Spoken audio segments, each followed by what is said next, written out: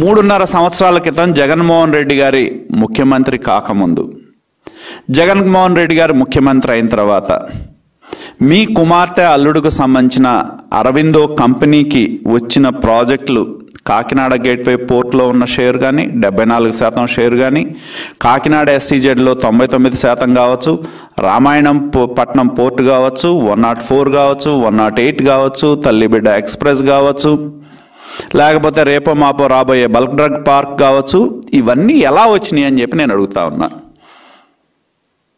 సమర్థత అని అనుకుంటామా? అరబిందోకి సీ పోర్టులో లేదు, సీ పోర్టులు నడిపే సామర్థ్యం లేదు, లేదా రామాయపట్నం పోర్టుని నిర్మించే సామర్థ్యం లేదు, లేదా మరి దేశంలోనే అత్యున్నతమైన GMRకి కంటే సమర్థత ఉన్న సంస్థ కాదు అది. మరి ఆ GMR వాళ్ళు ఏమైనా నష్టాల్లో ఉండి మీకు ఇచ్చారా? కాకినాడ గేట్వే వాళ్ళు మీకు నష్టాల్లో ఉండి ఇచ్చారా? కాదు. మీ అధికారాన్ని అడ్డం పెట్టుకొని ముఖ్యమంత్రి గారి యొక్క సహకారాన్ని తీసుకొని ఆయన బినామీగా జగన్మోహన్ రెడ్డి గారు తన అల్లుడు కంపెనీకి వేల కోట్ల రూపాయలు ఆంధ్రప్రదేశ్లో సంబంధించిన ఇటువంటి ప్రాజెక్టులు దక్కించుకున్న మాట వాస్తవం. అంటే మీకు అధికారాన్ని ఇచ్చింది దేనికి? దోపిడీ కోసం ఇచ్చారా?